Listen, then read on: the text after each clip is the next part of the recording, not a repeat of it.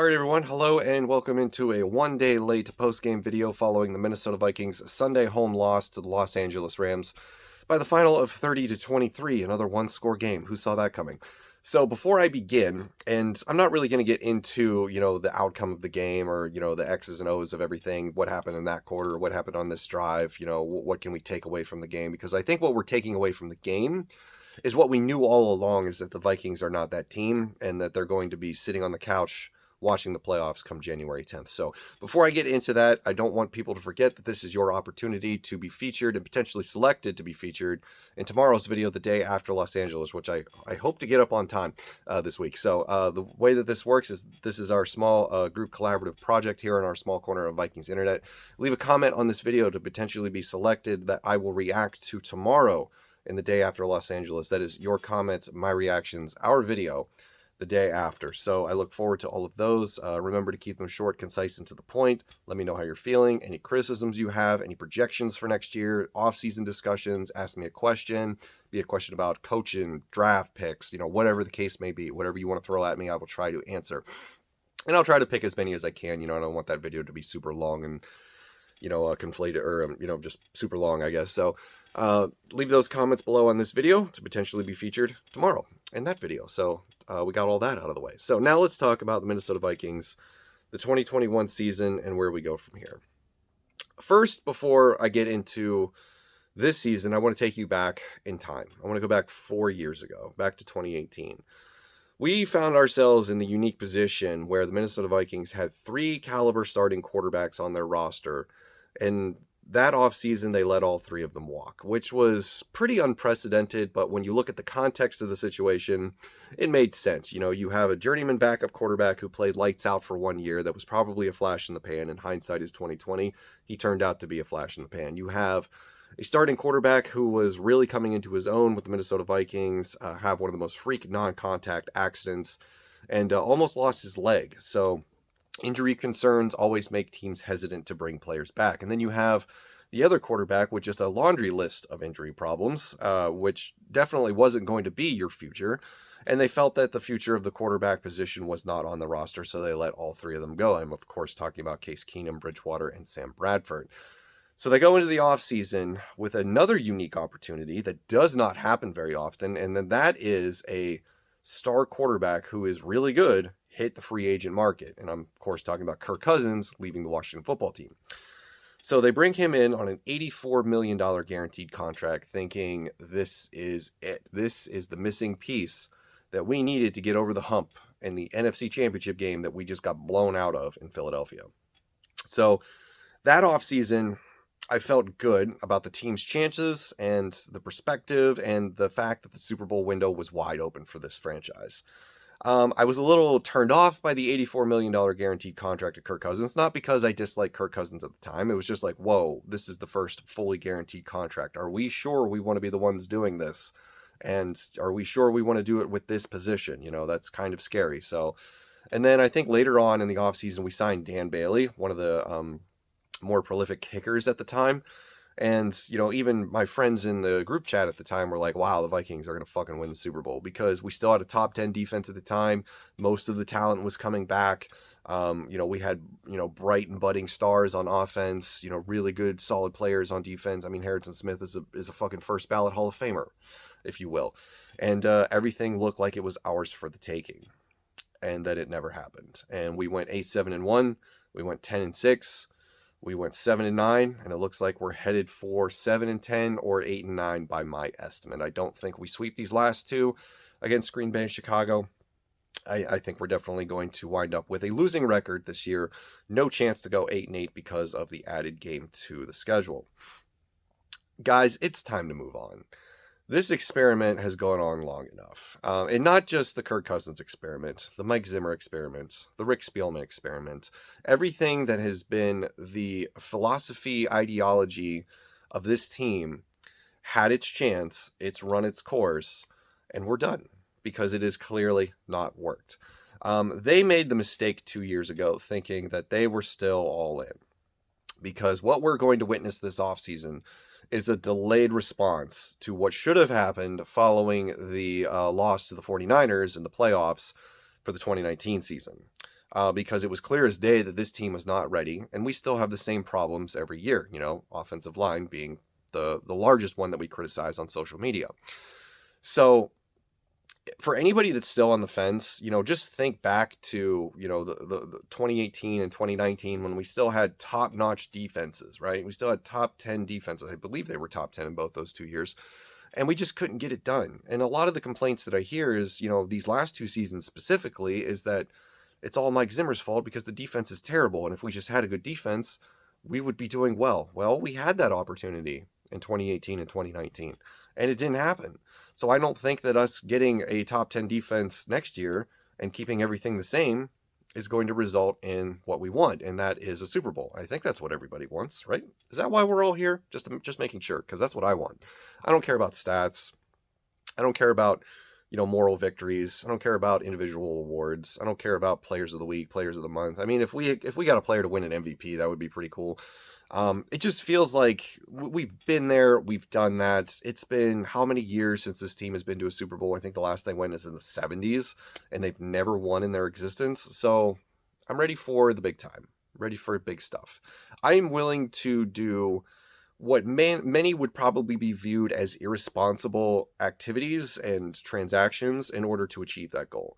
And I'm not saying that we blow this entire thing up. A lot of the pushback to that on social media for the Vikings these past, couple of days have been, you've got all these good pieces. Why do you want to just tear everything apart and start over? It's not what I'm saying. I'm saying that we keep the pieces that we have, the good ones anyway. Justin Jefferson, Brian O'Neill, Christian Darrisaw looks like he's going to be a solid player. KJ Osborne is a solid wide receiver 3. I could name drop all day, but you're aware of who the good players are. I don't need to tell you that.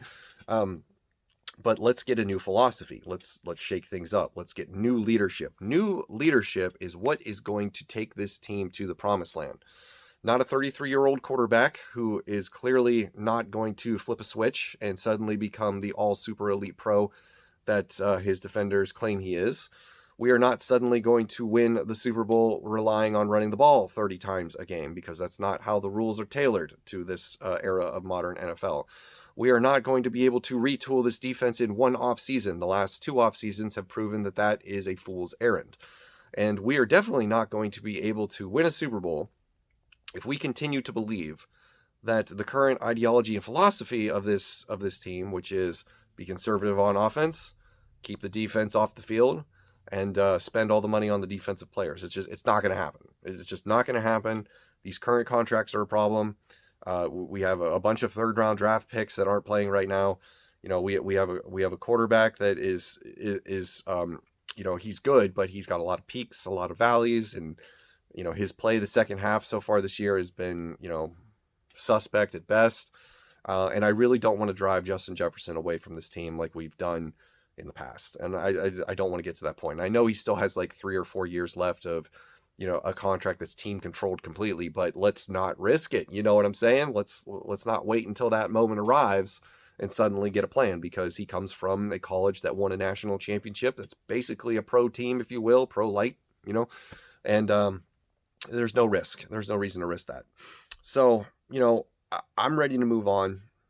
I'm ready for a new head coach, ready for a new quarterback. And I know people are going to come in here and be like, it's not his fault. It's not his fault. Yeah. Okay. I'm tired of hearing that too. I want to be completely removed from these 4 to 8 years and go in a completely different direction so that we can have arguments about something else, about something that's different. And it's not Kirk Cousins and not Mike Zimmer and not Rick Spielman and all this other stuff. Let's go forward, with a fresh approach and fresh ideas. And it's not that we need to be blaming one person, right? It's not just, okay, this is all Mike Zimmer's fault. If we change him, we're good. It's not if we, this is all Kirk Cousins' fault. If we change him, we're good. Because those 2 statements, and you could say the same thing about Rick Spielman, just changing him alone would improve things. No, it's not true. You have to change everything. And I'm not saying, as I've already mentioned, I'm not saying blow the whole team up, because we've got good players and we're going to keep them. I'm not saying blow the whole team up. I'm just saying new people in positions of leadership and power need to take over in order to get us to the next step, because right now we're just treading water and I'm tired of it. And I don't think I'm the only one, because from what I've heard and what I've seen is that stadium yesterday, that crowd was dead. That crowd did not bring any energy. They popped a couple of times when the Vikings made some good plays and put themselves in good positions, and Anthony Barr got some interceptions, basically gift wrapped from Matthew Stafford. But for the most part, there's no energy. There's no, the fans are tired. Tired, guys. This is a formula that doesn't work. It's not going to happen. So that's where I'm at. That is my spiel. That is my speech. That is my sermon. If you're still on board with the idea that, Kirk Cousins, Mike Zimmer, or Rick Spielman are going to take us to the promised land, I don't know how else to tell you. And that's fine, because I don't want to argue to those people. If that's not your cup of tea, it's not your cup of tea. I understand. We can go our separate ways.